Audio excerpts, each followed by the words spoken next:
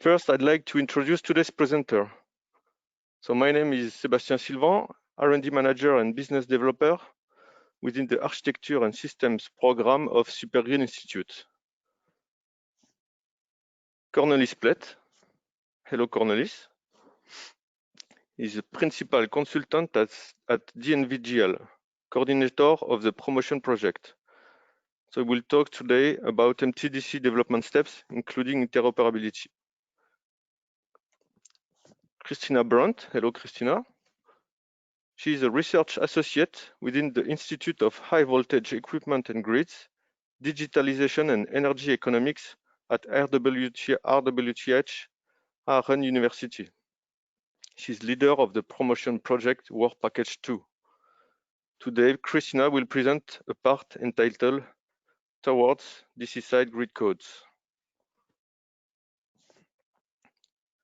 Then we have Bruno Luscan. Hello, Bruno. He is CTO and head of the Architecture and System Research Program at Supergreen Institute. Bruno will share a vision of organizational and contractual aspects of multi-vendor MTDC projects.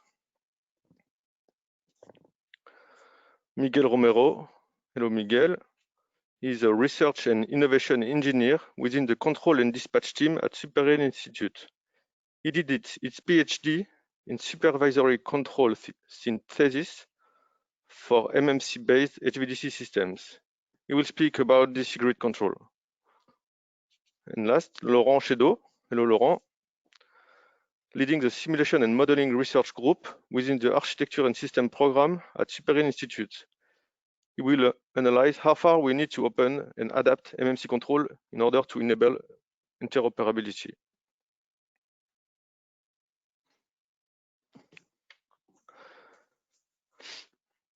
Now, before we dive into today's topic, let's have a look at MTDC development perspective.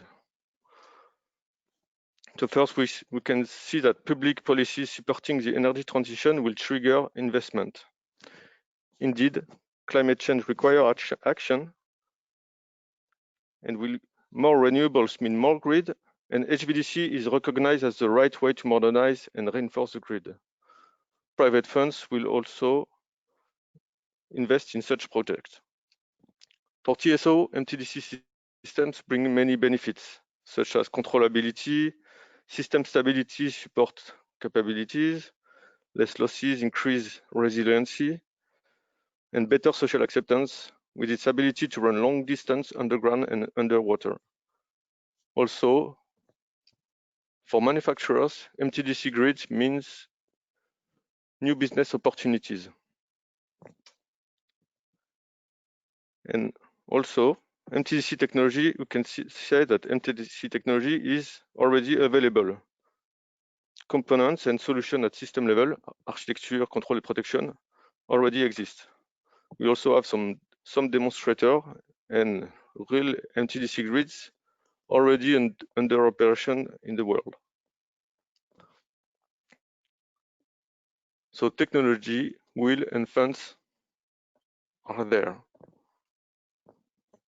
So all the lights are green for MTDC. But how do we move forward? How to pave the way for multi-terminal and multi-vendor HVDC projects? So first, we need to consider that large systems such as MTDC grids cannot rely only on one single technology provider. MTDC grids need to involve multiple vendors. So for this to be possible, we need to ensure interoperability of converter provided by different vendors. And for this, we need the right technical framework on one side, but we also need the right organizational and contractual framework. Technical, organizational, and contractual aspects are linked. An holistic approach should be proposed, and this is the objective of this webinar. We'll see that new roles and new rules will have to emerge. Now, these challenges have been on the table for some time now, and it's still a hot topic. Past and existing projects and organizations have already shared some analysis and proposition. So we can cite several initiatives from the Best Path project, and its conclusion were that interoperability issues are a reality, they are existing, and that we need a DC grid master control and an integrator in order to manage them. We can also cite Senelec with its standard on functional specifications for HVDC grid systems. So this standard describes the different layers of control, local or global, for HVDC grid. We also have the promotion project, and we'll see more about this during this webinar. And then we have also new proposal, current proposal from ENSOE with its work streams and demonstrator proposal, and also from T&D Europe with a focus on going forward directly to a real project. And we can also cite the newly created SIGRE working group before 85, entitled Interoperability in HVDC Systems, based on partially open source software. What we can say is that among actors of the power system world, we have full consensus on how to overcome these challenges is yet to be reached. Now let's talk about the webinar objective. Super Institute has made its fair share of research in HVDC systems, and we participate to ongoing discussions. We have put some thoughts and efforts into this topic and are happy today to modestly share our technical analysis of HVDC interoperability. So we only pretend to add grease to the mill, as this is a difficult topic. Possible directions we can take moving forward will be presented. We do not pretend to have the solution. Instead, each option will be considered and the pros and cons will be analyzed. And again, representative of the European project promotion will co-host this webinar and present their vision on the subject in light of their recent studies.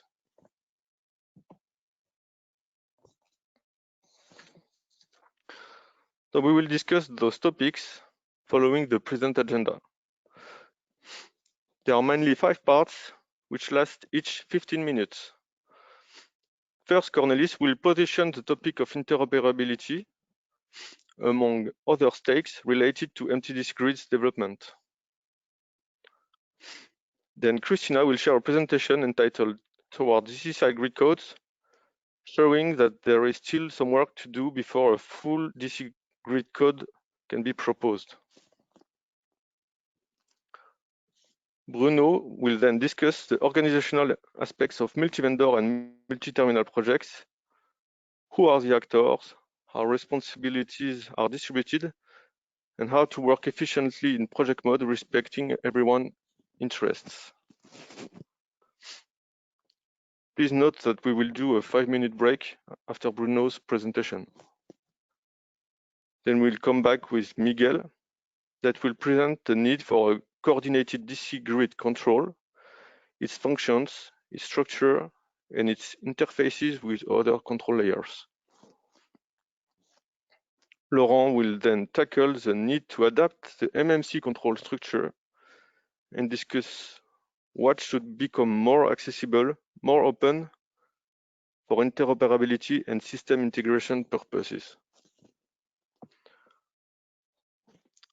For those of you just joining us, welcome.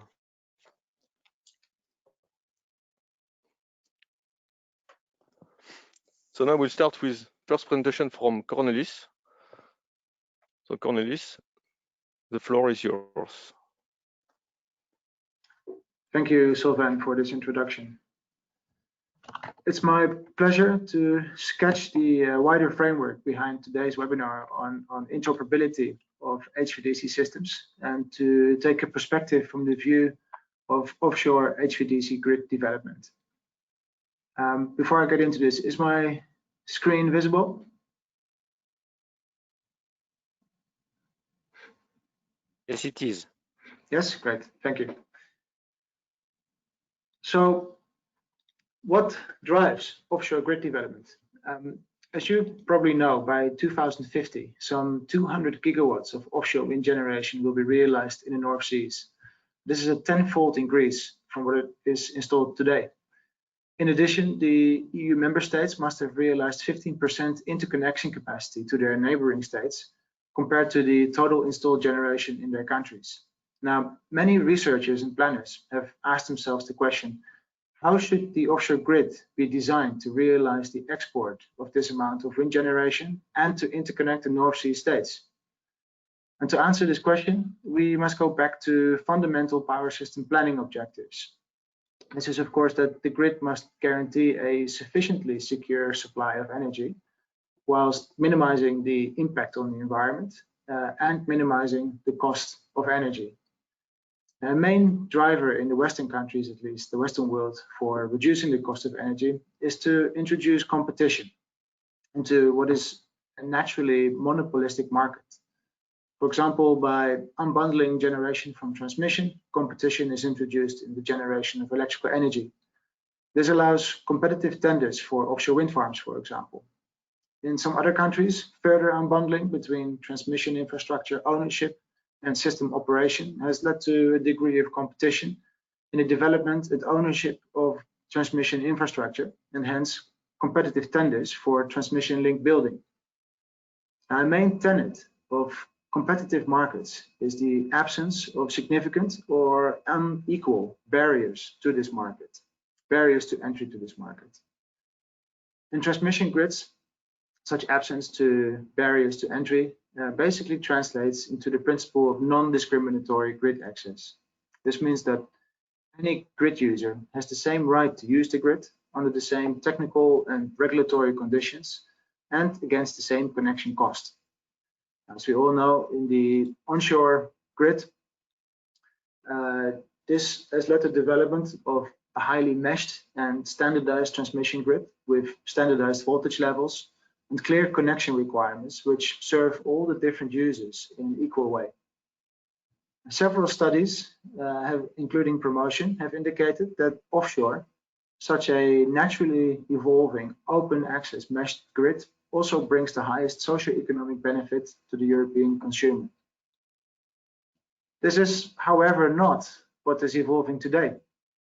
Due to the distances and power capacities that are involved, HVDC technology must be used offshore. And what you see here is a map of all the HVDC systems that are currently either in operation or in development in the North Sea.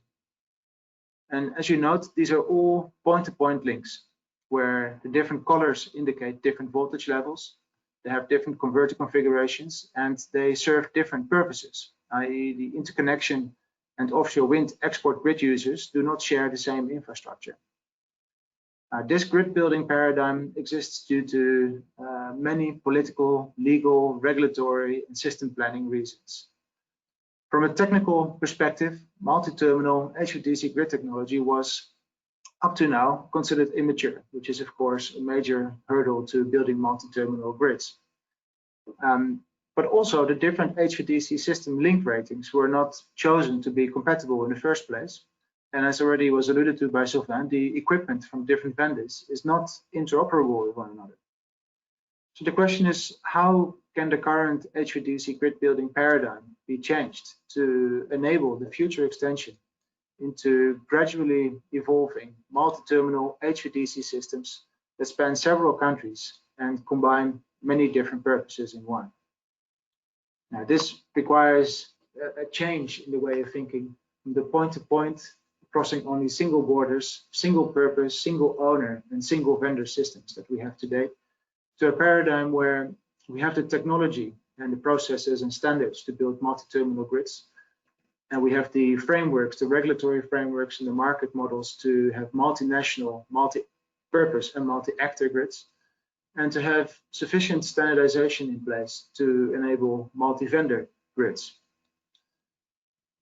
One of the objectives that we have to think of is to determine what is the minimum set of regulatory agreements and functional requirements and technical parameters that need to be planned, agreed, coordinated, harmonized, or standardized. And you can imagine there are many more words like this, all with different levels of bindingness, to enable this compatibility and interoperability of the equipment and systems in this HVDC environment, to allow a stepwise organic development of these multi-purpose, cross-border, multi-owner, multi-vendor, multi-terminal HVDC grids.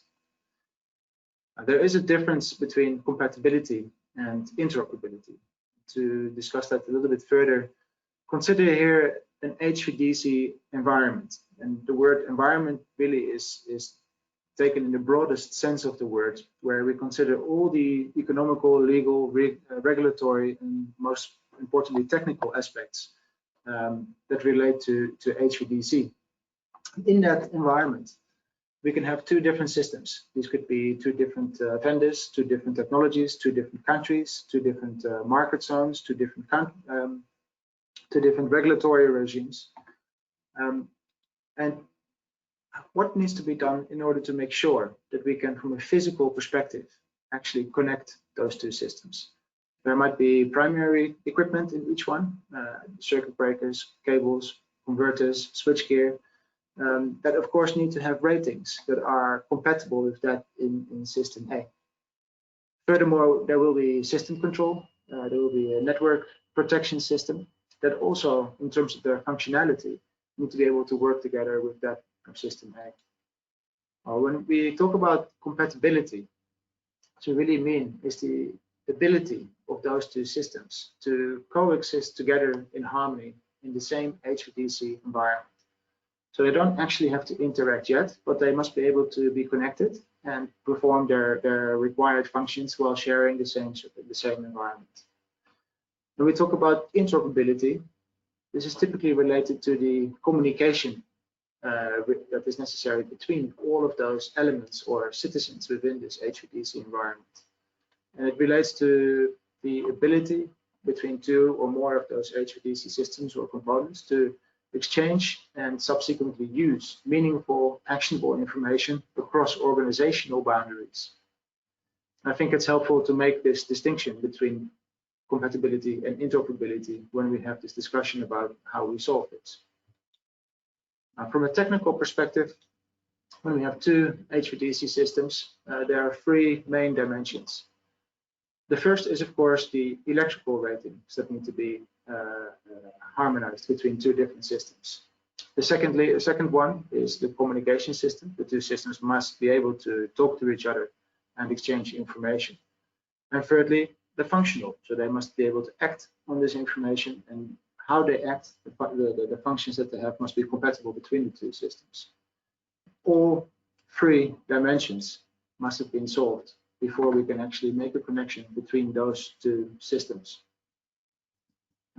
Technical compatibility, and we just discussed the three main levels in it: system compatibility, functional compatibility, and vendor interoperability, must be able to work together to achieve the technical aspect of being able to connect two HVDC systems together. But there are many more levels. There's project alignment, there's ensuring regulatory compatibility, and it all starts, of course, with political agreement. And last, but certainly not least, is the contractual compatibility, which Bruno will tell you more about later. To achieve this vision of multi-terminal grid rollout, it really starts with the political aspect. How do we adopt a common vision of the North Sea energy resources and how we're going to use and share them between the different countries in the North Sea? From this will follow an alignment on what will be the multinational power system rules of engagement. How should all the different players in this system behave and act towards each other? From this will then follow how do we plan this grid? How do we share and coordinate the planning between the different countries? And how do we make sure that we end up with compatible ratings between all the different countries that would allow two grids developing separately in different countries to be connected together in future? This will be, of course, quantified in compatible electrical ratings.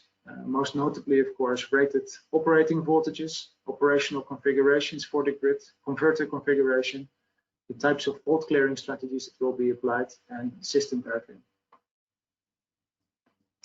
Once system compatibility has been established, the next step is, of course, to think about the functional requirements for HVDC equipment. Most notably the control strategies, which later on will be discussed in more detail as well, how to ride through faults, and what kind of operational sequences will be used for the energization, reconfiguration, restoration, and the de-energization of the grid. Of course, we must be able to connect equipment from different vendors. Very easily, this is, of course, the mechanical interface. If we can't fit it together, then we will not be able to build the grid.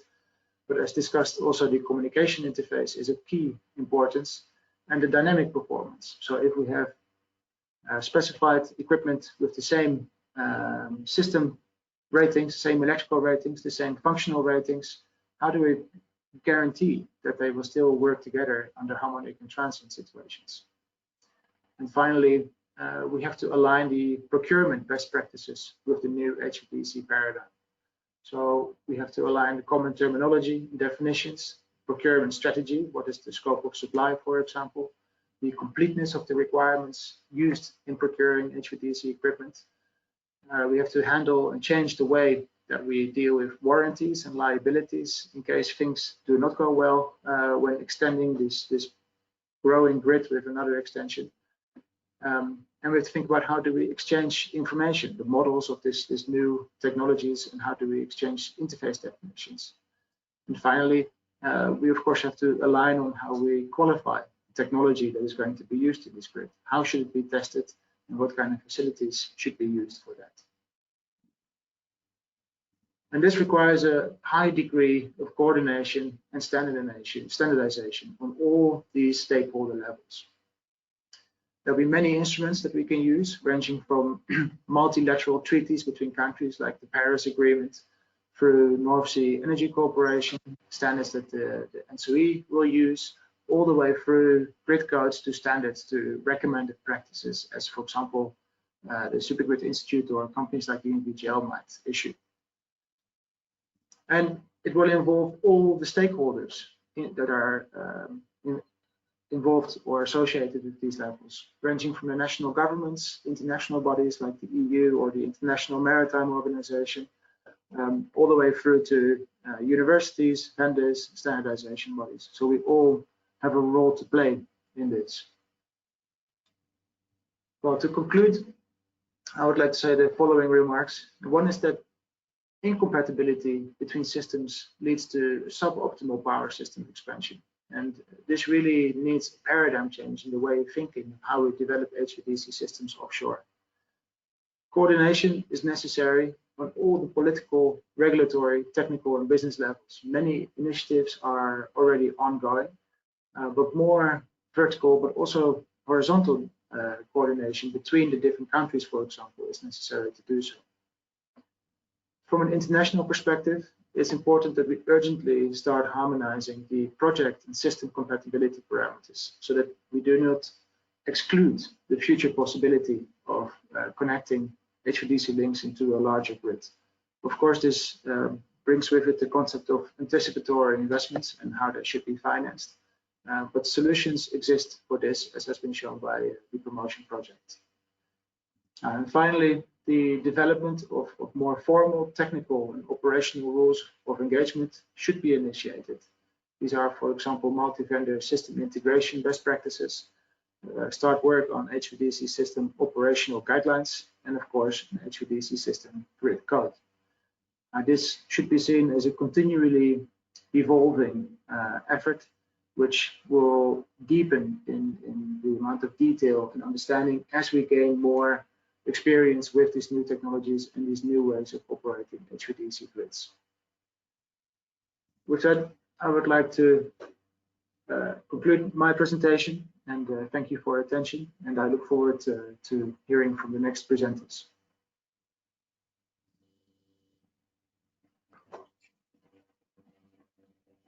All right, thank you, Cornelis, for your insights and your presentation.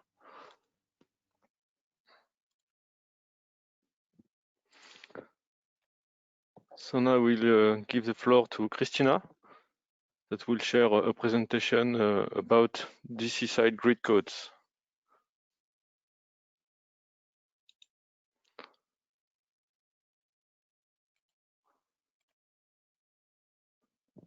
Okay. Christina, so the floor is yours. Yes, thank you very much for the introduction. Can you see my screen? Yes. Okay, perfect.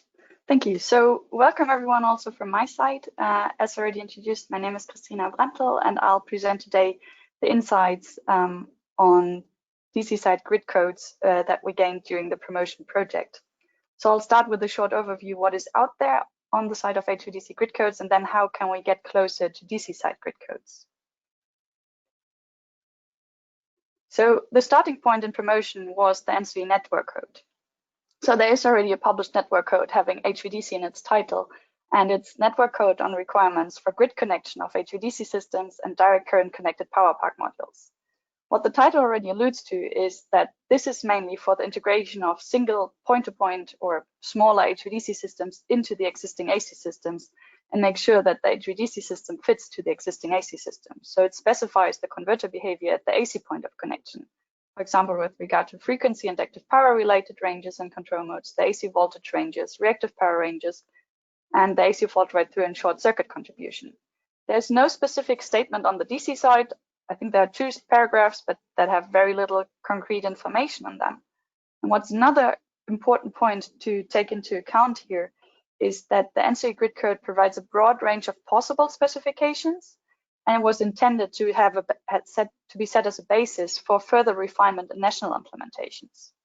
So with this NCE HVDC grid code, you cannot yet limit the interactions on the AC side from the HVDC system. So as a next step, of course, we had a look at the national implementations. And what you can see here on the right is the implementation status. That was June 2020. I think some are already a bit more progress than is shown here, but there are already several countries where the national implementations are already published as the official implementations now. When we had a look at certain chosen examples, and when we looked at them, we saw that some aspects are really specified in a very similar fashion. So there's a good harmonization on, for example, the AC fault right-through levels, and all grid codes that we analyzed require reactive power support during faults. It was also striking that some national implementations rather stick to the NCE broadness, let's say, having little more detail added, and some really exhibit a lot more detailed requirements than others. For example, the German grid code is very specific in a lot of aspects. This could be due to the high number of HVDC systems planned and already existing there. If we look at timings, then, for example, the NCE grid code with regard to fault current contribution just states, okay, it could be demanded, especially for symmetrical faults. For asymmetrical faults, it's open. And some grid codes now specify timings on when the rise time or the settling time would be needed to be fulfilled for those HVDC converters. And then there are different timings or no timings. So there's still quite different detail in the different implementations. Some requirements are imposed for some countries, for others not. This is, for example, inertia provision. And if we look in the general way how these requirements are specified, we see that some of those implementations specify the requirements taking into account the possible converter capabilities. Some focus on the requirements from an AC system perspective, and some maybe from the general system perspective. This is, for example, related to active power exchanges and how fast the power flow reversal can, for example, take place. So for the AC side recommendations or requirements right now specified in the national implementations, at some points we see quite some divergence. If we now want to achieve a multi-terminal system here in the North Sea, especially on the DC side, we need to make sure that the requirements are at least not conflicting, but in the best way aligned possible to really facilitate the interconnection from a technical perspective. So what we then discussed were the design options for the development of multi-terminal HVDC grids. So right now we have mostly point-to-point connections, but where we want to go is that we have the possibility to interconnect future systems. So what we do have to think about is normal operation and system design. So this is what was alluded to in the previous presentation already. We have 2 different voltage levels right now, but rather have 1 aligned or 2 aligned voltage levels. Agree on a DC system configuration. We also need to have an operational strategy for the overall system so that it's operated in a way that there's no conflict in the operation. And of course, interoperability is a key term here. The other aspect is if we interconnect those systems, fault will impact the other parts of the system as well. So we need to discuss reliability and availability criteria that we want to have for the future DC systems. And we also need to discuss the impact of faults and fault clearing strategies. There are a lot of fault clearing strategies proposed for these systems. There's not yet a standard, so we also need to make decisions on this side. And of course, with more and more offshore wind farms integrated into the systems, their controls become more and more important. So we discussed how can we use the control capabilities, for example, for AC and DC fault right through. How can new grid forming controls be used, for example, for black start or ancillary services in those systems? And then, of course, with the systems becoming even larger, we have to take into account the AC system dynamics. We expect that there's the provision of ancillary services between the systems from the DC system towards the AC system, but also vice versa. The AC fault right through of the overall system has to be respected. And of course, the different frequency reserves of the countries connected have to be respected, considering that continental Europe has different primary frequency reserves than, for example, the national grid specifications in Great Britain. So if we now come to the requirements that we have on HVDC grid codes, the prerequisites are that it has to be discrimination free. It has to achieve interoperability, and as was already said, this is a very broad term. So this can be interoperability of components, multi-vendor interoperability, communication related interoperability, and it always has to be really defined what is interoperability when we talk about it. Ideally, what we want from a grid code is that it allows plug and play integration of components. So similar to the AC grid code, it would be ideal if we could just use any DC circuit breaker which adheres to a certain standard and fulfills grid code requirements to be placed within such a system. And it should not inhibit technological development. So this is especially important for HVDC systems where there's still a lot of evolution ongoing. We had a very fast development of, for example, the DC circuit breaker technology over the last years. This has to be taken into account that we should not limit this development.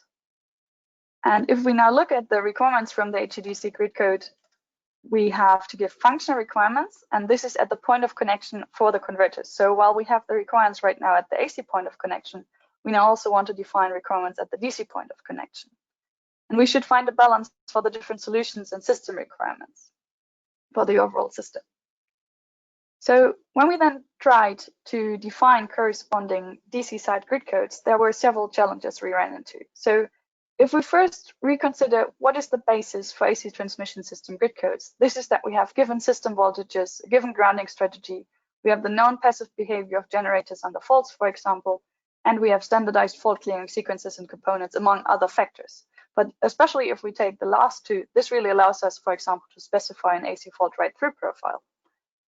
If we now look at planned and existing systems, as already shown, we have a range of DC system voltages. We have different configurations, so most typically the symmetric monopole configuration and the bipole configuration, which have different inherent grounding strategies, which are shown up here.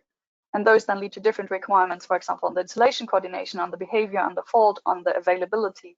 And that makes it, if you want to interconnect those, that is technically feasible, but becomes very challenging to then specify a general grid code or a general system behavior under certain conditions. The next part is, of course, that DC system is dependent on the converter behavior and capabilities, and there are different converter types and different ways to implement controls.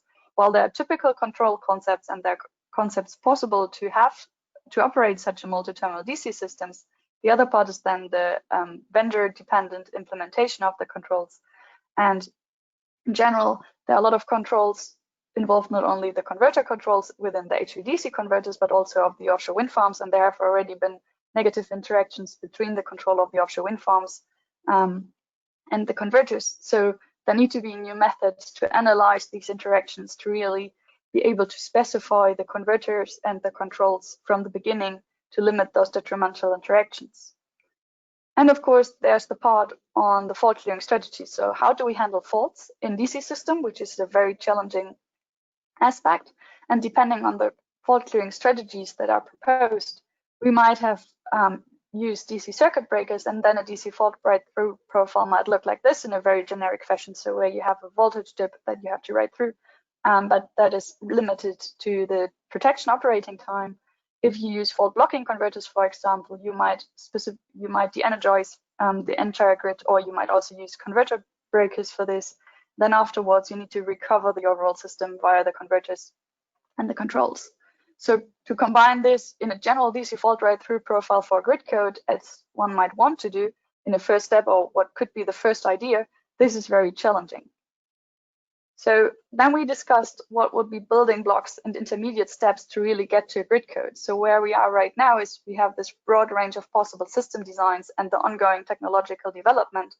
And what we would strive for ideally would a grid code that allows plug and play integration of new converters and other components. So what do we need for this? First point is really an understanding of system behavior and implication of design choices. So taking this broad range in promotion, we studied a lot of aspects, different fault clearing strategies, different breakers, different topologies, different converter types, and really had a look in detail on, okay, if we choose a certain design, what implications does this have? What is the typical system behavior to be able to weigh the options against each other? There's not one best solution, so that is still a part to be decided on how will the future grids be. There are proposals on what would be suitable next steps, but there's not the best solution. But what has to be taken as the next step is at least the decision for certain system designs, and also what we need is a specification of required system behavior in more detail to get closer to the grid code. So this first part would again be voltage levels and ranges, the system configuration and grounding, and for example, the definition of suitable protection zone boundaries. So not yet a decision on one protection strategy, but at least to decide what are the requirements for a certain part of the grid with regard to the protection. So this is the decision for certain system designs, but on the other hand, we need to be able to better specify the required system behavior. So we need to think about what is the interaction between the AC and DC system in the future, what are suitable power balancing mechanisms, and especially what is robust control specification. So how can we specify the behavior of the system, especially the converters, in the future in a way that we can limit detrimental interactions from the design phase to really limit any further interaction studies. So we expect these to develop over time, while the decision for certain system designs should be rather soon because the planning times are so long for those offshore systems. And there's already some analysis on how to specify the required system behavior and how to analyze this, but there's further research needed on this aspect. So right now we still have a gap in between those aspects and getting closer to grid code. And we expect those to evolve over time. So similar to the NCE grid code now for the AC side, there will be further specifications and decision for certain parameters, hopefully in cooperation between the TSOs, to allow that we get closer and limit the need for or have this coordination done, so we do not have to take it into account for future systems. And then what we can do to bridge this gap in the meantime is a lot to do interaction studies, for example, using impedance models, EMT models, replica systems, and hardware in the loop analysis. So we can integrate different converters in multi-terminal systems, but of course, while we have less specification and less standards here, not necessarily already a grid code, but also standards and specifications, we need to bridge this with interaction studies. And of course, it's the aim to reduce this number, but at least we have the option to use those to make HVDC systems already possible while there's no DC grid code yet. So with this, I'd like to conclude my presentation. Thank you very much for your attention. For further questions, don't hesitate to contact me, and we can also discuss them in the Q&A session later on. Okay. So thank you very much, Christina, for your very clear presentation. Thank you.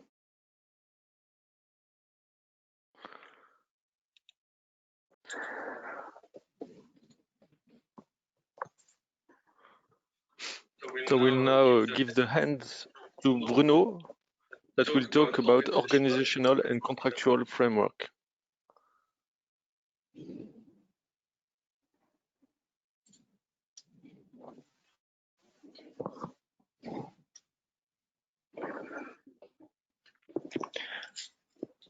Hello everyone, this is Bruno. So I would like to make a preliminary remark regarding the presentation that, as mentioned by Sebastian in the introduction, this presentation will not propose one single organizational and contractual framework. The idea is to rather explore different aspects, different options, in order to highlight the importance of having the right organizational framework in order to unlock HVDC interoperability.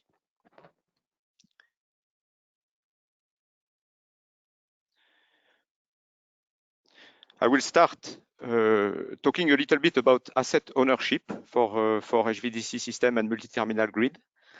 We will also see who is involved in such project, and then we will discuss what roles for an integrator and what are the options around integrator organization. Then I will discuss briefly tendering process for multi-vendor interoperability, and lastly, IP aspects that needs to be considered before concluding with a synthesis.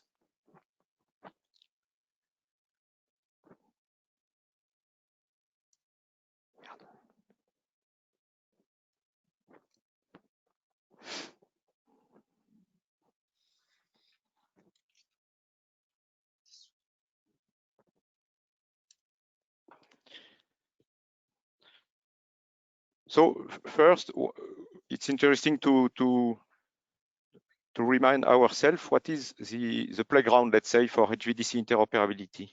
So we have power equipment that have to be supplied by multiple vendors, and this is mainly AC DC converters, as well as DC protection switch gears. Each of them come with power hardware, but also with some vendor-specific controls that are embedded. And then above those equipments, we have some control and automation systems or subsystems, which have to be to be grid harmonized controls. And some of them are located at each station. Some of them are more system-wide, like automation system. And above all this, we have the vision that it is necessary to have some kind of coordinated DC grid control. And this will be presented in more details by my colleague Miguel just after this presentation. And interoperability is all about achieving control and protection subsystems integration, the overall performance of control and protection system, and this in an efficient manner. So first subject maybe is to see what are the options as far as ownership of the DC grid asset is concerned.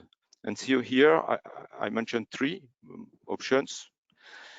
A single ownership, this is probably appropriate for initial development of a given system. But a single owner does not mean single actor, meaning that it can be a joint company, a joint venture between different actors, between different stakeholders, but in the end is one transmission company owning the DC grid asset, responsible for its development and defining objectives for operational performance. In order to enable system expansion, multiple owners may be necessary at some point in time, and in order to interconnect two existing HVDC grids. In such a case, probably that each DC grid would keep its own control and protection system, and only some coordination function would have to be implemented across the two systems. And the third option mentioned here, I call it DC grid code model, and this is the option that should allow to have different converter stations owned by different entities, like in AC systems, different generators are owned by different entities. I'm stating that at this point in time, technology as well as regulation as well as markets are not fully mature for this third option to be operational in order to build first MTDC grids. Therefore, probably that the single owner model appears to be practical option for first MTDC development. and multiple owners being a logical evolution. In the following slides, it will be assumed that we are in a single ownership model. So who is involved in such HVDC interoperability context? So we have one asset owner, also in charge of being the developer. And then we have technology providers, converter vendors, DC switchgear vendors, protection automation vendors, as well as grid automation vendors. And the question is, who else? Who else is necessary to achieve control and protection interoperability by design, and also smooth integration of all the subsystems? And this is where the control and protection integrator may come into the scene. And we will see in the next slides what this could mean. So first, what roles for such an integrator? The first task to enable interoperability by design is to be strong at the specification stage, meaning that the specification or the functional specification, the operational strategies as introduced already by Cornelis and by Christina, this should be extremely well precisely specified in order to have a full functional specification. And this task requires together vast knowledge, is relatively complex to embrace all the aspects.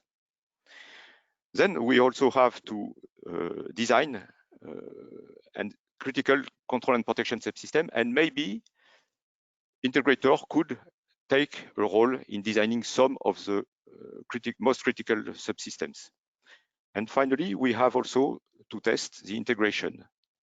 So such testing requires software in the loop testing as well as hardware in the loop testing. And this testing activity is not only relevant or necessary before the commissioning of the system, but is also necessary during the life of the system in case of upgrades or maintenance of control and protection elements. So among those three roles, one is essential, the specification role. One is more optional, let's say. It is a design role when we talk about an integrator. And the last one, the testing, seems to be mandatory.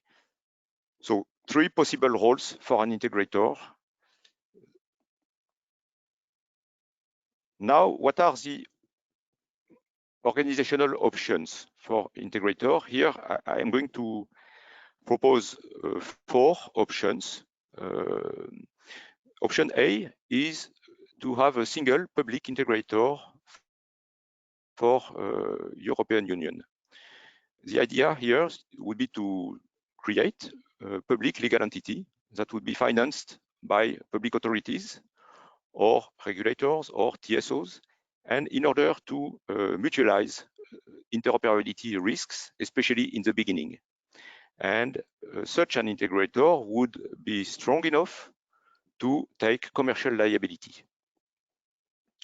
It would require significant investment in the beginning to create such organization, but it could also gather already existing expertise from vendors, from research institutes, and in order to be strong as soon as possible. Option B is to have multiple private integrators. So a different idea here. Let the market operate and have private companies providing their expertise and services. In such a case, we can probably assume that full financial support and commercial liability won't be carried out by private integrators. Nevertheless, this setup may favor integrators able to take care of system-level control design, especially DC grid coordinated control. The third option proposed here is to establish the integrator based on a lab which is more specific to a given DC grid asset, meaning that each DC grid asset could consider to establish an integrator so that to provide services along the life of this DC grid asset.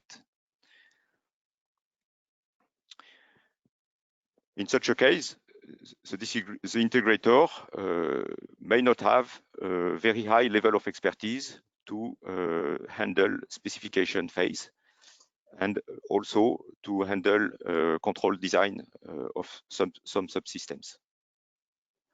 And the option D is, I call it here, vendor cooperation-based specification, is actually what was recently proposed by T&D Europe, the Association of European Vendors for T&D Equipments, who have proposed to actually base the specification phase on a cooperation between converter vendors.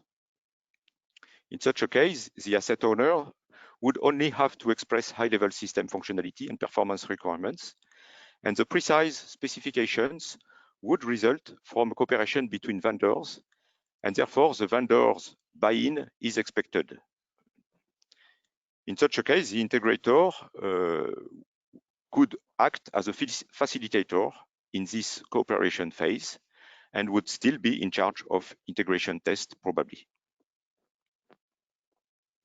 Now let's see how those 4 options may be efficient to address the different issues of interoperability. So what is the efficiency at specification stage? What is the efficiency at integration test stage?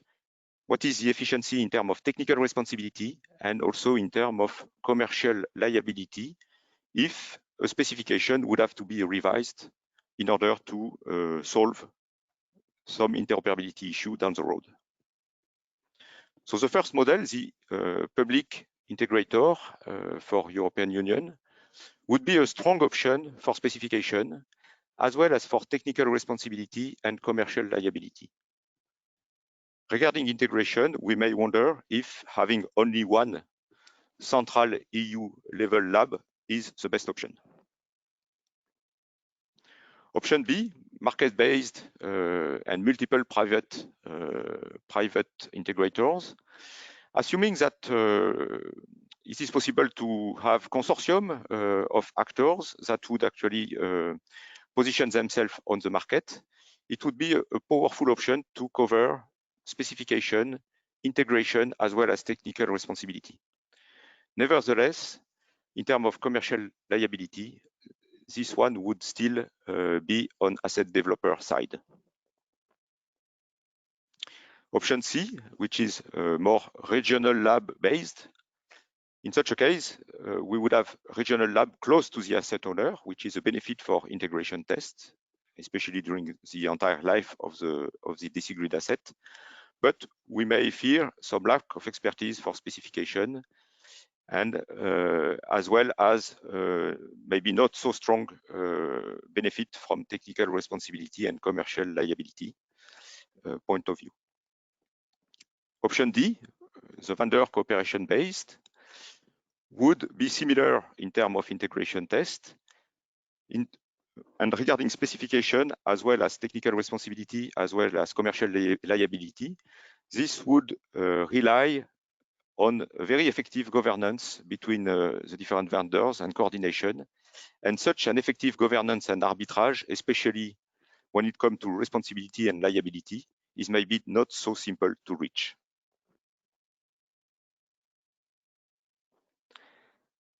Now I will discuss briefly tendering process for project. And here the aim is to be able to anticipate in project and to secure control and protection subsystems interoperability as soon as it is possible in the project development. This is a simplified chart of the steps in a development project, just to highlight what could be done to anticipate and secure interoperability. Step 0 here is to define organizational framework for project development. So exactly what we are discussing right now. So to clarify who are the main actors, the owner, the developer, the system specification body, the integration test lab. Then the first stage in the project development would be to have a pre-qualification phase for participation to interoperable system. In this phase, all the functional design of protection and control system would have to be handled with vendors' input, probably. Specifications are going to be prepared as well as the tender. Then when the tender starts at stage 2, there would be 2 parallel tenders, one for converter station and one solely for control and protection system. We would select at this stage the suppliers for converter station and also for control and protection systems. And before building converter stations and the real substation, let's say, we would build and validate control and protection system with complete replica, probably in hardware in the loop testing. This can be done in parallel with other activities necessary to develop the asset, which take a significant amount of time.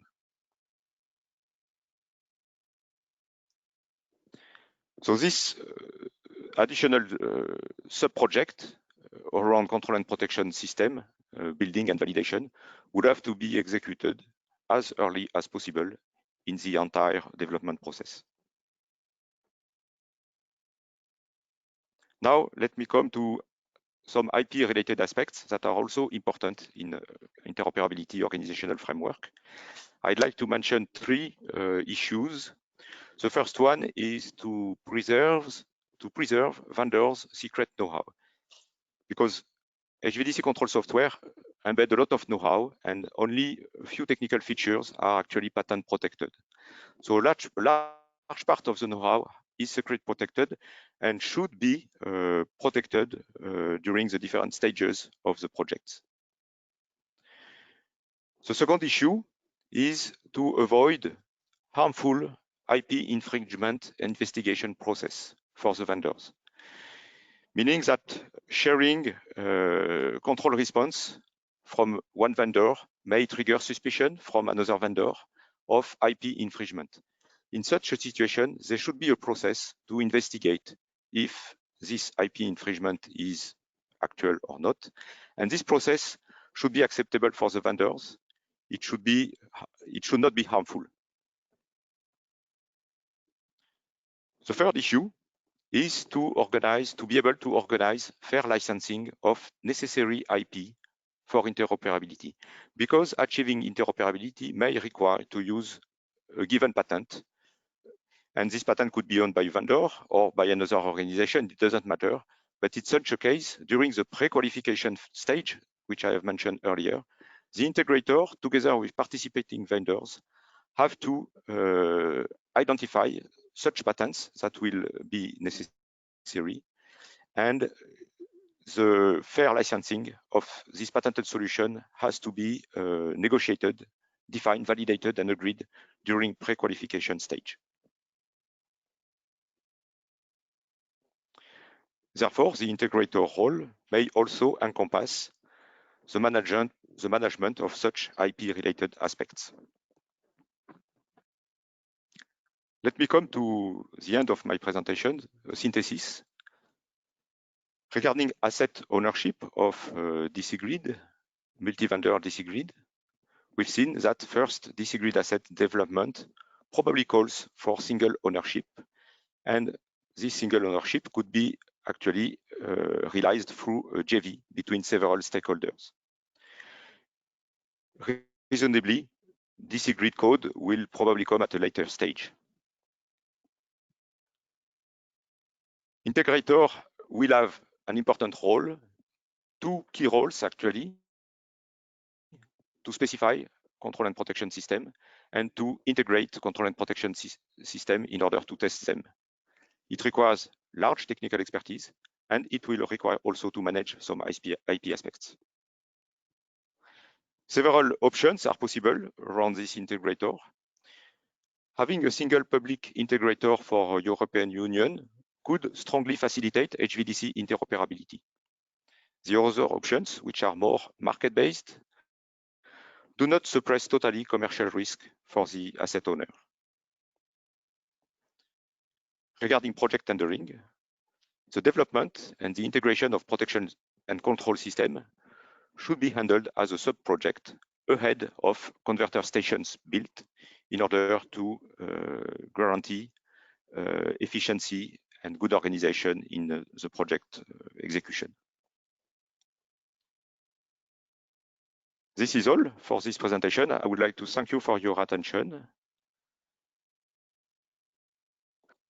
Okay, thank you, Bruno, for this interesting view around organizational aspects for MTDC project development. So now we'll take a 5-minute break before the next presentation with Miguel. So let's say that we come back at 11:10. See you there.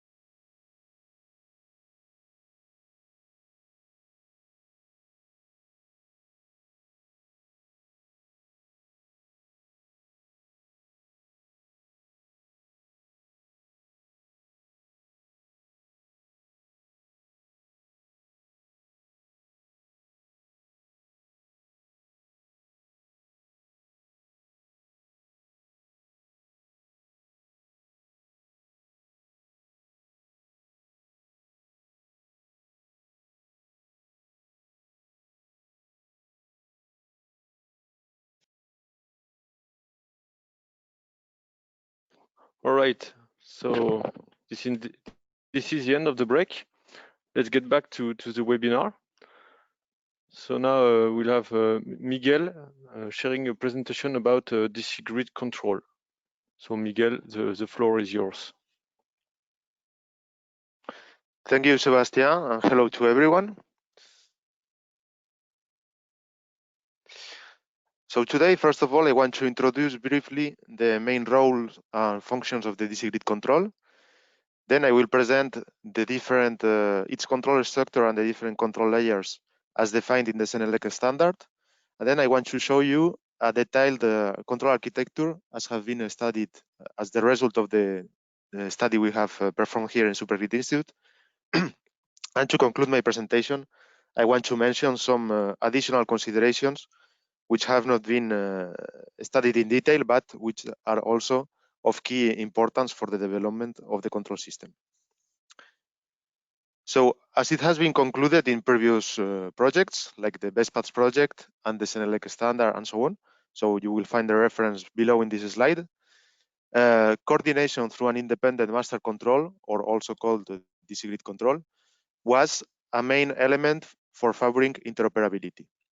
However, in order to develop this coordinating DC grid control, there is a need for common technical requirements and functions for a successful control development. For example, which are the functionalities which will be implemented in a centralized layer, which are the ones which will be implemented in the converter stations, and so on. So now let's take a look at which are the functions of this DC grid control.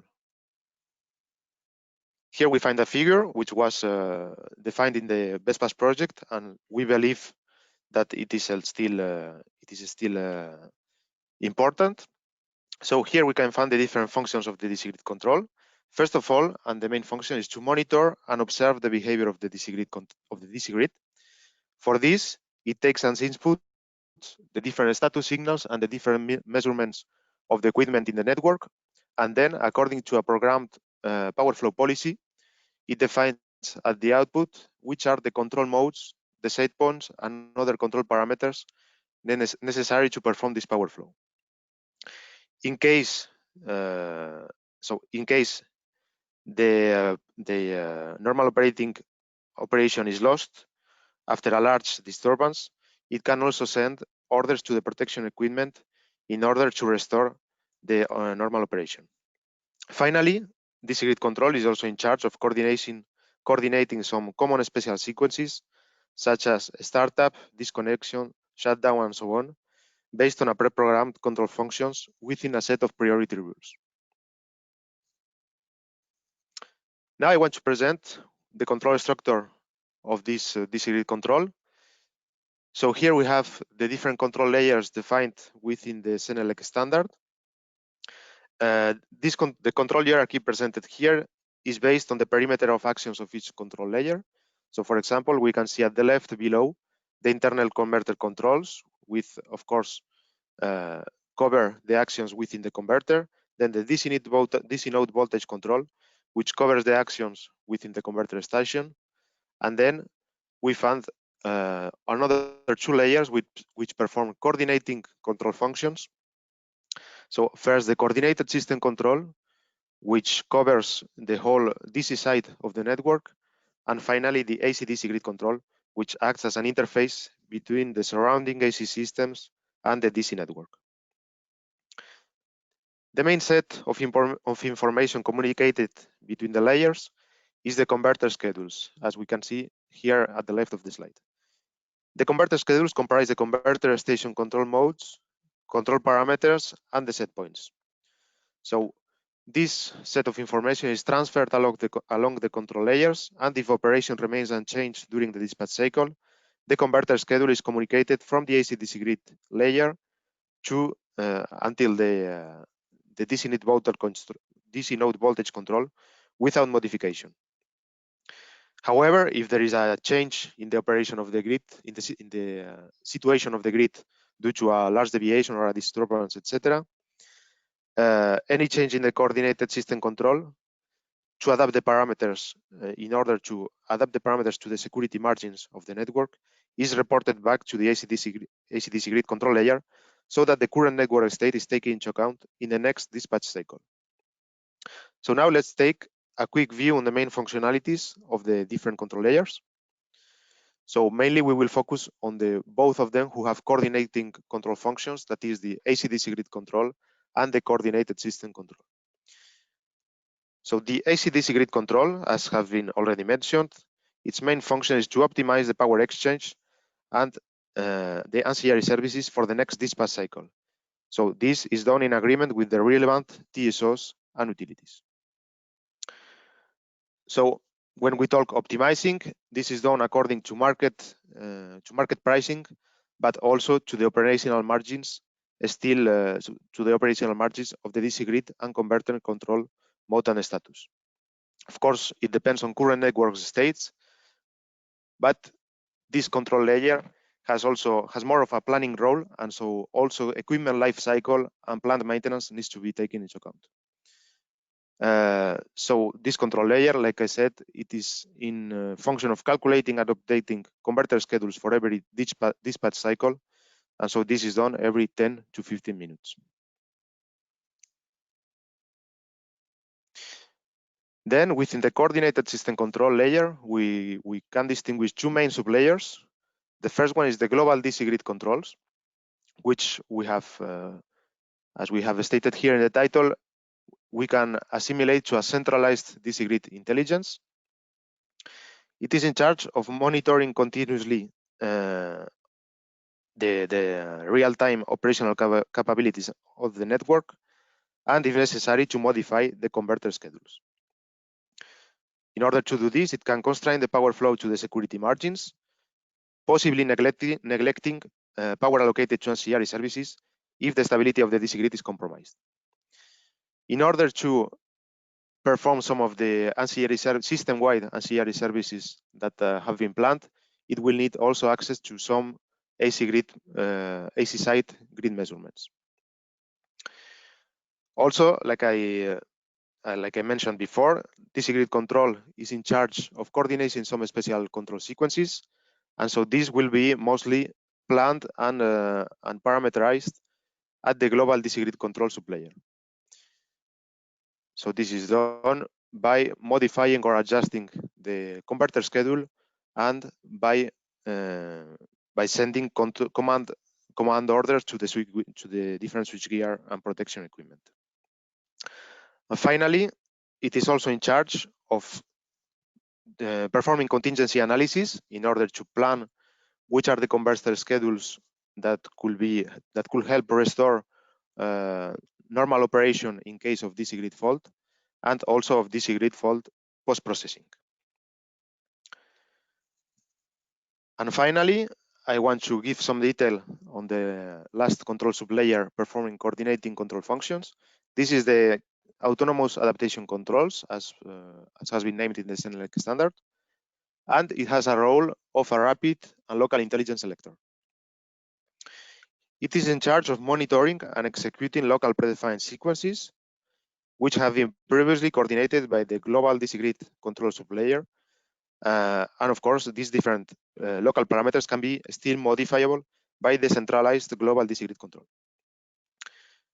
It coordinates the different converter station equipment, such as the converter and the protection equipment, in response to local contingencies or global DC grid control orders.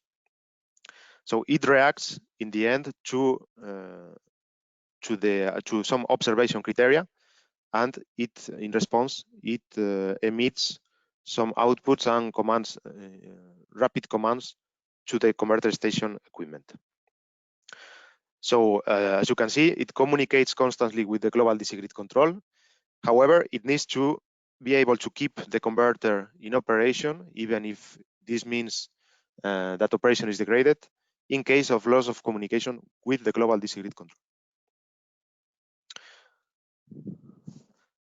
So as we have seen, the coordinated system control layer has a very important role in keeping the DC grid in stable operation. So now we are going to focus on both of these control sublayers. I want now to present the results of the study that has been performed in the Supergrid Institute concerning the control architecture of the DC grid control. The main goal of this study was to minimize vague interpretations and clarify the control architecture before a concrete implementation. As a result, we will present here a detailed technical vision of the control blocks composing the DC grid control system. I want to mention that a first partial implementation of this architecture has been implemented in the promotion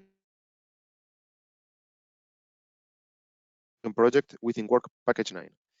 The results of the work package were presented from 2 weeks that you can find here in the slide. So let's now present step by step the control architecture figure, which we have seen here at the right. And just for clarification, here we have renamed the different control layers. So coordinated system control has been renamed as DC grid control, and the both internal sublayers will be now called central DC grid control and local DC grid controls for more clarification. So concerning the central DC grid control sublayer, which are its main objectives? Like I mentioned, one of the main objectives is to optimize the DC grid security margins and according to the room for operating the remedial and ancillary functions. Of course, if necessary, all the available room could be used for DC voltage containment in the case of large disturbance. So we need some control block that is in charge of calculating the set points and allocating optimally the power for each of one of these functions. And once these new power allocations have been calculated, the new control parameters should be updated for the current scenario, and this for each one of the ancillary functions and the main DC voltage balancing function.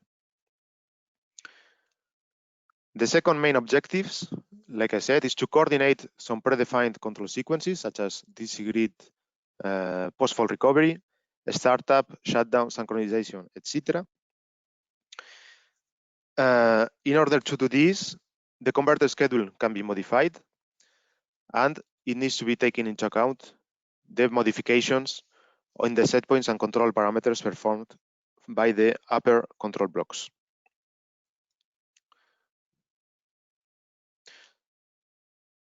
Then there are some control blocks performing the ancillary system-wide ancillary services, such as frequency support and AC power modulation. And at last, we will find a block performing the contingency analysis, which will store the results and the optimal set points and control parameters for each one of the study test scenarios in order to be taken into account by the coordinated supervisory control block, which will perform and parameterize these different control sequences.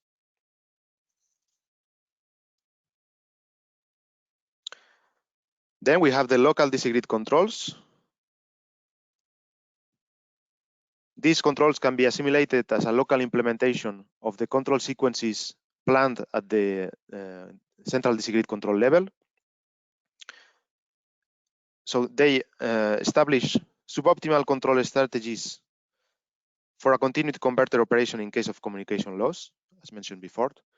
And in order to really implement the control sequences, they interact with core control functions of the converter and the protection system for station-wide coordination. So basically, they will translate in the end the converter schedule into effective commands for the different converter functions, converter control functions, and the different protection functions in the switchgear.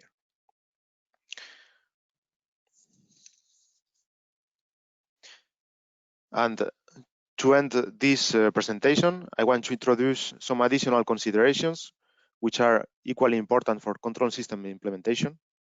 So first of all, of course, all these different control blocks will need to communicate. So it is important to define a list of the main communication protocols. So we can find a glimpse here in the slide. But there is a need for a real definition of which are the communication protocols to be used in each of the different control layers. I want to note that some level of harmonization, communication protocol harmonization, is expected in the future, especially with a wider use of the ISE 61850 protocol. And another important element is the hardware and implementation requirements. As the control hierarchy given in the Senelec standard has consequences, as we can see here, in the time range in which the control actions are effectuated, the available data which each control layer covers, and which are the actuators implied in the control actions. So for example, the AC grid control, which, as we have said, has more of an analysis or planning function, will treat a high volume of data as it receives system-wide signals and high memory needs. Central DC grid control layer, on the other hand, will also equally treat a high volume of data. However, it needs to react in a faster time. And finally, local DC grid controls. So they perform mostly automation functions, and so they will perform in real-time execution, and so they will need to minimize the volume of data to be treated and access to memory. Finally, I want to give a last word concerning the MTDC network development. So as was mentioned in this webinar, existing point-to-point links are mainly commissioned as part of isolated projects. So this means that mostly control and protection systems perform ad hoc, have been developed as ad hoc solutions. However, if we want to develop an MTDC network, newly built point-to-point links need to be ready for multi-vendor interoperability. As it states today, existing point-to-point links are not adapted for MTDC network, and they would not be operating at an optimal rate. So by adopting the presented control architecture, seamless integration with other compatible HVDC links could be effective. So this is the end of the presentation. Thank you very much for your attention.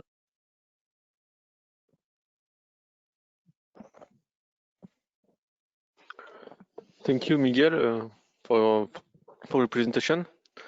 So now we'll switch to Laurent for his presentation about MMC control architecture options.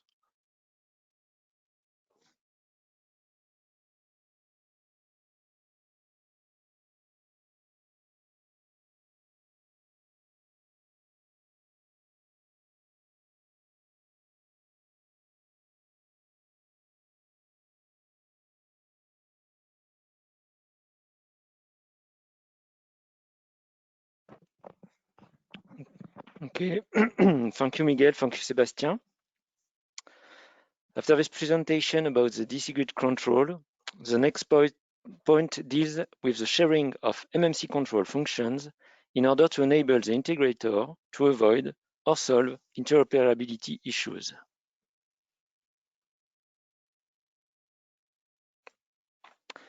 First, some precision about the vocabulary of control functions into MMC control. From the global control architecture, we can focus on MMC functions as indicated in the first column. So MMC control are called core control function, divided into DC node voltage control, or internal converter controls, divided into fast current loop control and valve switching. In the second column, we indicate the classical terms which will be used today. MMC control, high-level control or outer loops, low-level control or inner loops, divided into inner high and inner low. For your information, we indicate in the quite recent NSOE standard interface control layer terminology, but we will never use it today.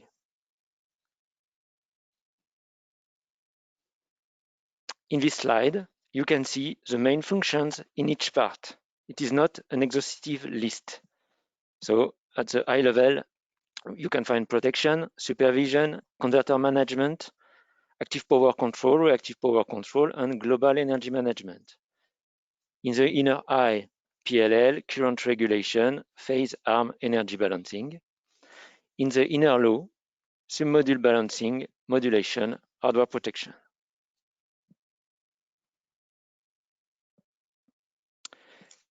you can see on this figure the three main options we want to discuss today. So you can find the different control functions here, the high level, the low level, and inside the inner low, the inner high, the outer, and we have classed the different options. If they include or not, we split the function between vendors and integrator with the different options. Option 1, vendor is in charge of all control. Option 2, vendor is in charge of all control, but some functions in the outer and the inner aisle are accessible to the integrator, and we will define what is accessible. Option 3, the vendor is in charge of low-level control, inner low control, and part of the inner eye, and the integrator is in charge of outer and the other function of the inner eye level. We have two sub-options. The first one is the option studied by the SIGRE work group before 85. That means that the functions are in open source. And the last sub-option is what we call the Chinese model. Option 1, vendor is in charge of all control. So integrator is a coordinator. He has to specify and he is in charge of test facilities, and interoperability issues are solved through the DC grid controller and by asking control modification to the vendor. Activities are shared between vendors and integrators, vendor at station level, vendors and integrators at MTDC level, and one of the main challenges is to share data and experimental results between vendors without IP infringement. It is an important role of the integrator. Advantages and disadvantages of the option 1. First, the pros. It is a current model for MMC control architecture.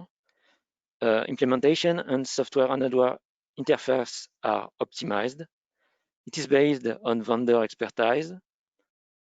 Vendor IP at station level is protected, only one owner by station. Power electronic design and converter efficiency are optimized. Then the cons. Integrators have very limited ways to solve interoperability issues.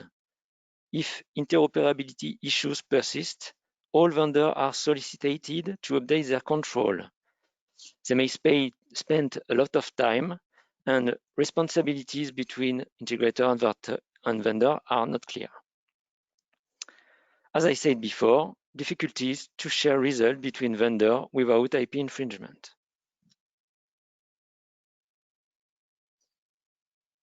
Option 2. Vendors are in charge of all control, but some functions are accessible to the integrator. It is so the option 1 with accessible function. What are accessible functions? This is function. These are functions documented with input and output well defined, and some parameters of this function are editable by the integrators. What function should be accessible? All functions involved in interoperability issues, typically active power control, reactive power control, global energy management, current regulation, and perhaps PLL.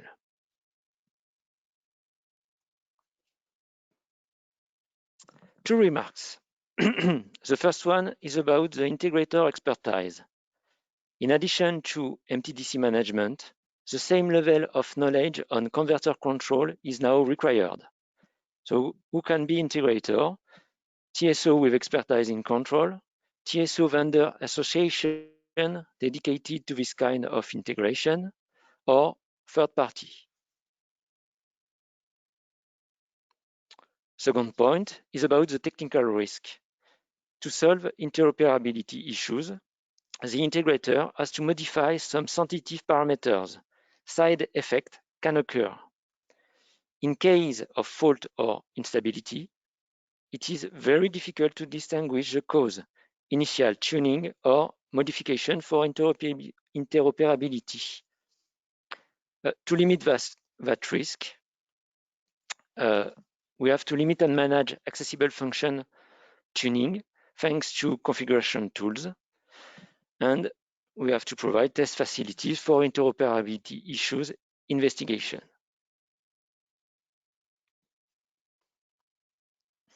Configuration tools. Perhaps vendors provide this kind of tools for their internal project teams. Now, these configuration tools must be done for integrator. It must be user-friendly. Accessible functions are tuned thanks to high-level global parameters. The tool then generates primary parameters for each kind of function: outer loop, inner loop, protection, for vendors and integrator verification. Then it generates secondary parameters used by the control itself as configuration file. Secondary parameters and configuration file used directly by the controller. Consistency between all parameters, especially cascaded loop, is ensured by the tool. About test facilities. First, they are highlighted in this slide, but in fact, it concerns all options, not only the option 2. For the converters, average models are enough precise to see interoperability issues. Test can be done by offline simulation if a precise model of the control is provided by the vendors. The control can be embedded in DLL or equivalent. Workgroup B482 is working on this. Configuration files generated by the configuration tools has to be used as an input to the DLL in order to test integrators modification. Test can be done by replica test. For interoperability issues, the low-level control is not important. We can so use light replica with an interface between high-level and low-level control. This interface should follow the NSOA standard interface. Of course, configuration files must be downloadable into the light replica to test integrators modification.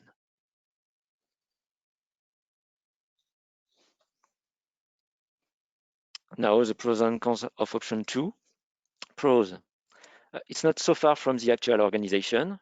We have some advantages of the option 1 with more freedom for the integrator. Cons, we have more freedom, but perhaps it's not sufficient. We will have a wrong tuning without border. We need a robust configuration tool.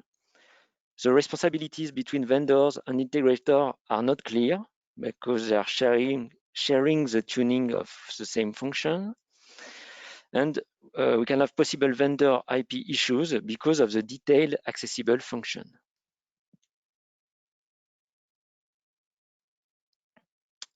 Option 3. Vendor is in charge of low-level inner low control, integrator in charge of high-level inner high and outer control. Interoperability issues are completely solved at integrator level.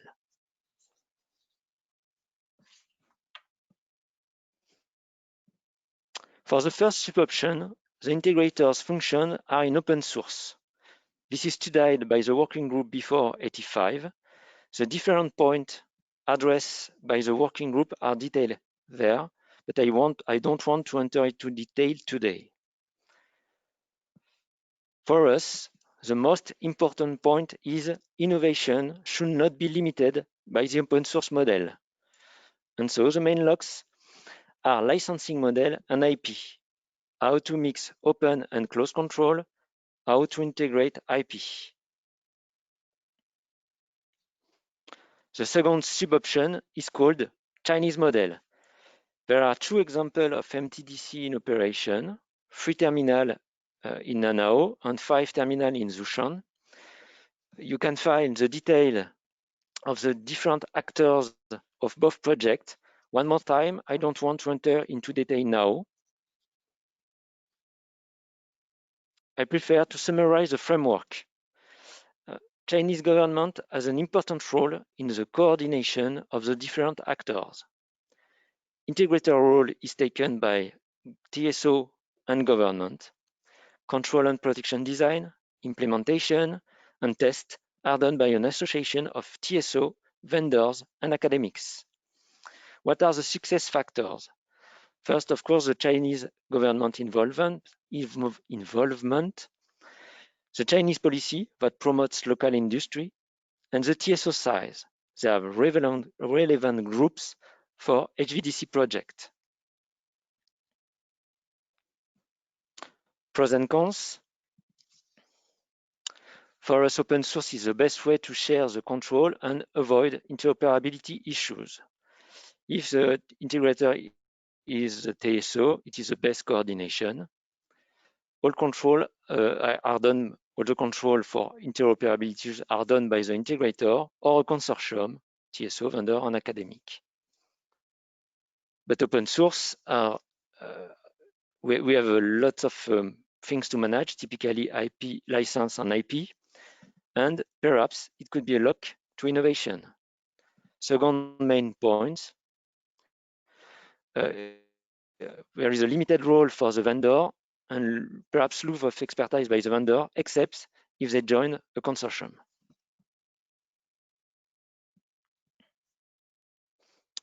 To conclude this part, a comparison between the different options.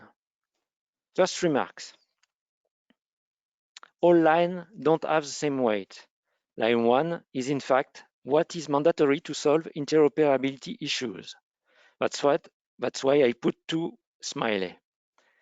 The other lines are more problematics to take into account or points showing the facility to obtain the option. First, option 1. It has the less possibilities for the integrator to solve interoperability issues. But because it is close to the current situation, it is quite easy to start with this option. About IP and know-how, we have 2 levels. IP and licensing during the control implementation. It is quite easy with only one owner by station. And IP during investigation phase, it is more complex to share results with this option. I switch to the option 3. It is the best one for the integrator to solve interoperability issues. IP issues during validation phase is intrinsically managed. But it is quite far from the current situation and so not so simple to implement at present. Some studies have to be done. Option 2 is a mix of the 2 options. It is a good idea to understand the problematic. Some tools or ideas can be used, but there is perhaps not enough advantages to implement it. So we can see that at present, there is no perfect option. But considering the option 3 with the Chinese model perspectives, it works currently. There are MTDC grids in operation in China. So if we want to adapt that in Europe, typically, a strong public integrator, first option presented by Bruno, including a strong involvement of station vendors, as proposed by supporters of option 1, could be the appropriate mix to start soon MTDC development integrated interoperability problematics. Thank you for your attention. I hand over to Sébastien for the conclusion.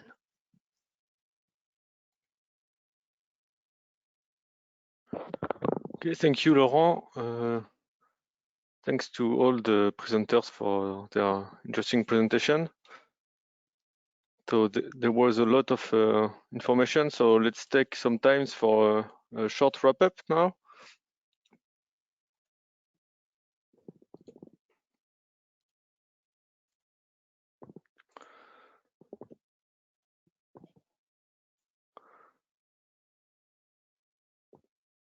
Okay, so what can we consider as takeaways of this webinar?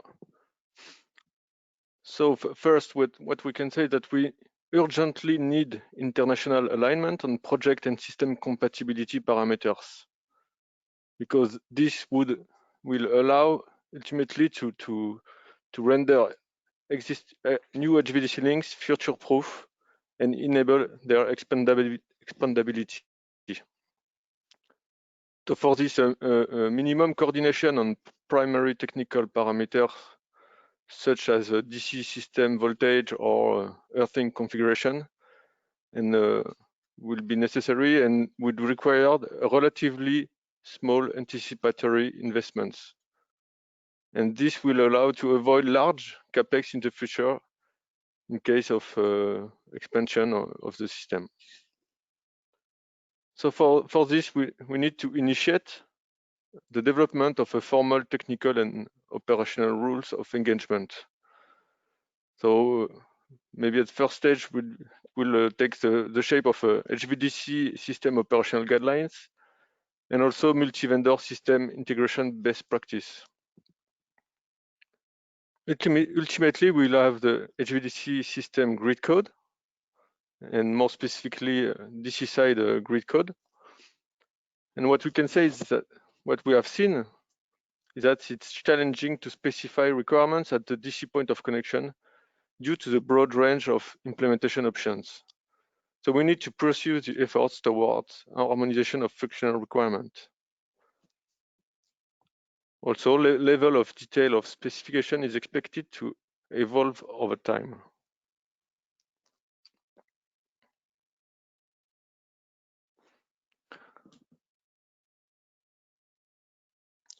The role of the system integrator has been outlined, and we've seen one of the options, that is to create a liable European public, or let's say regulated integrator. This would allow to capitalize experience and know-how, and also to mutualize risks. Some new additional project development stages have been introduced, such as the pre-tender qualification phase, and also the preliminary step or the sub-project of full control and protection hardware and validation before actually building the stations.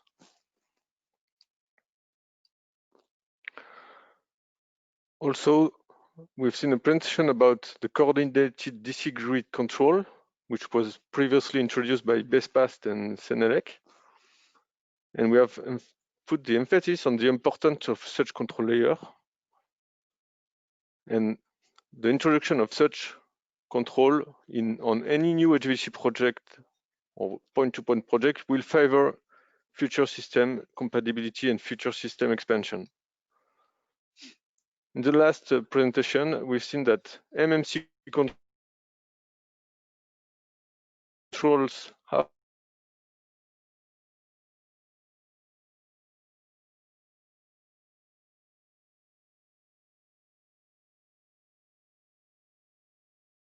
to somehow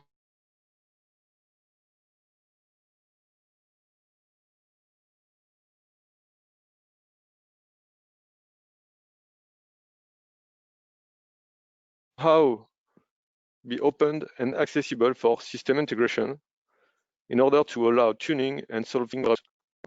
We've seen that in an open source context, in order to keep innovation and competition alive, maybe one solution would be to implement fair licensing of patents across different actors.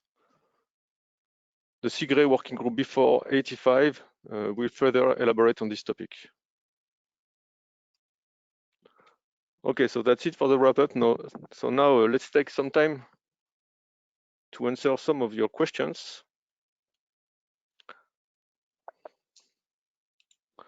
So we have a number of questions today.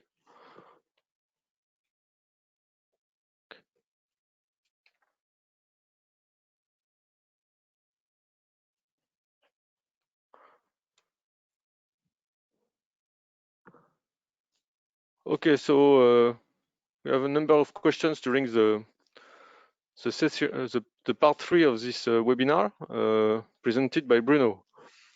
So first question from Chris Smith about the project tendering phase.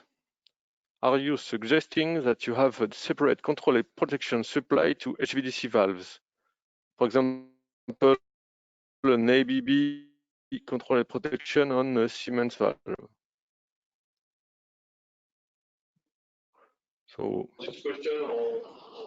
maybe Bruno can answer this question, or, yes. or maybe Yes, this is Bruno speaking, so I can provide some insight on this question. Thank you for the question. So I think here it really depends on which level of control and protection we are talking about. If for sure the valve control and protection should remain with the valve supplier. All the converter protection function should remain with the converter supplier vendor. Now when we are talking about higher level of controls, the DC node control, as well as system level control and protection, then effectively we are suggesting that we could have separate vendors from the HVDC valves.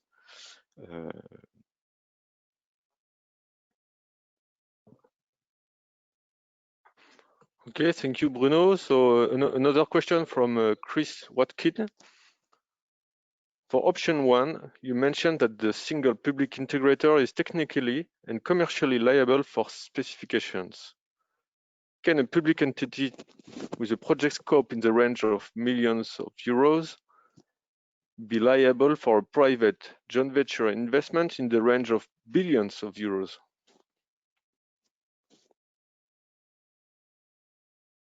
Yes, so Bruno speaking again. So thank you for this question.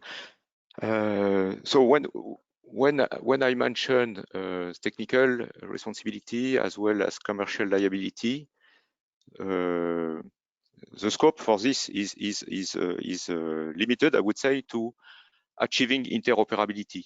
So it does not mean in my mind that the integrator is responsible for everything. He's responsible to specify properly protection and control systems to achieve interoperability. And therefore, if there would be something happening wrong with control and protection interoperability, that would require to modify specification, to rework control and protection system, and also to delay the project. This would fall into the responsibility of the integrator if this is a public integrator. The idea with the public integrator is that is a strong enough organization with public support or TSO support to handle this responsibility. And maybe what I presented on the tendering phases also is beneficial to limit, I would say, the extent of this responsibility, since protection and control system would be developed, validated before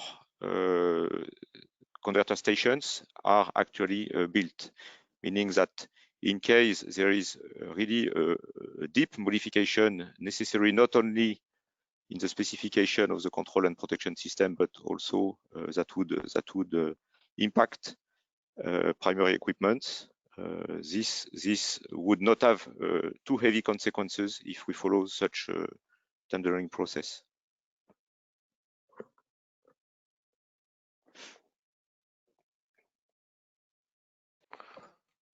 Okay, thank you, Bruno.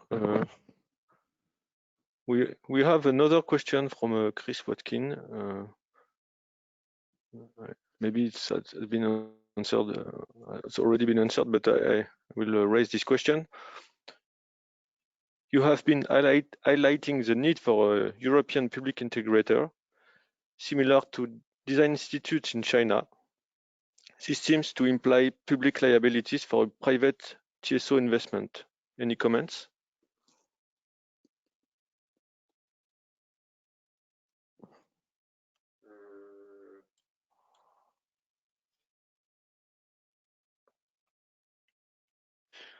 I would not consider a TSO investment as really a private investment. I think it's a bit different. TSO are a regulated company, and this is why I think the idea of this public integrator, it could be seen as a mutualized resources between TSOs.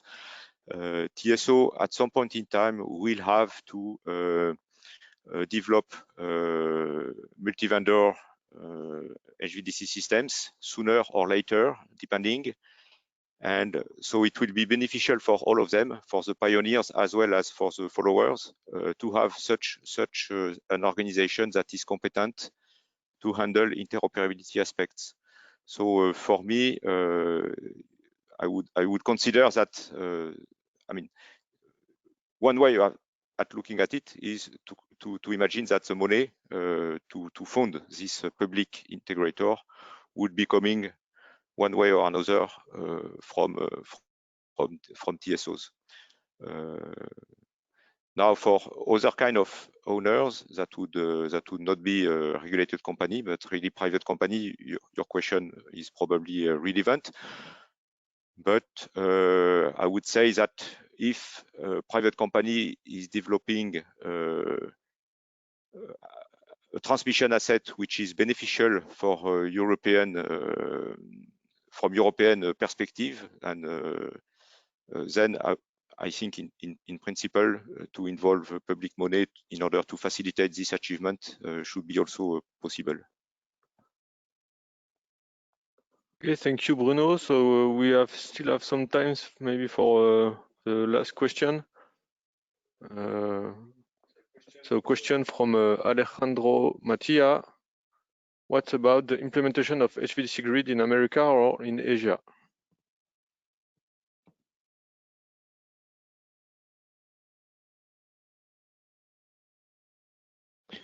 So I think through the presentation of Laurent, so China was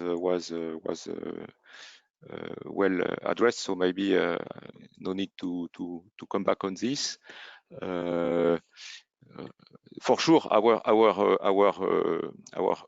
webinar is more focused on the European context.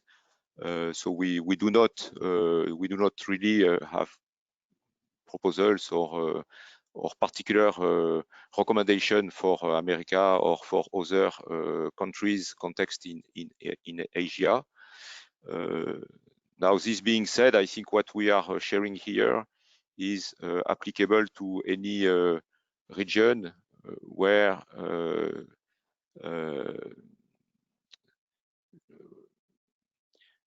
large system would have to be developed, and where maybe those systems would impact more than one TSO, or TSOs which are not maybe equipped today with HVDC skills.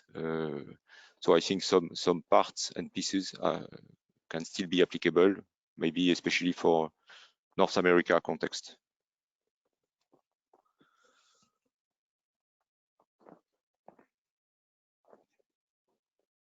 Okay, thank you, Bruno.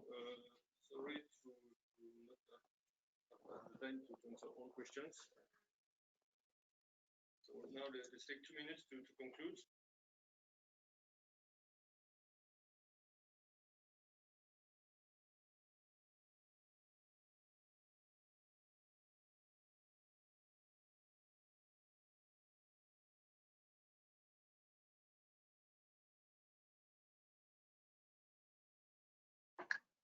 I cannot hear you, Sylvain.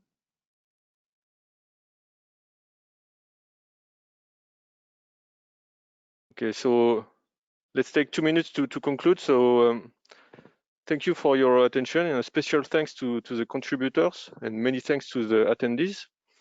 This webinar is a small step in the long journey. We need to maintain work in a coordinated and open way. Some risk needs to be taken to overcome remaining challenges towards MTDC project development.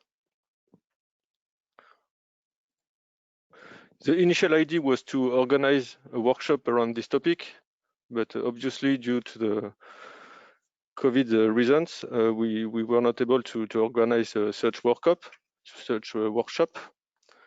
So any feedback is welcome, and our door is open for further discussions. So thanks, everyone.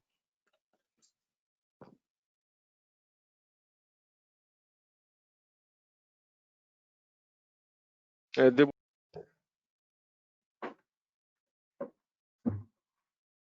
was a few questions about the availability of the slides after this webinar. So this webinar should be available online for replay.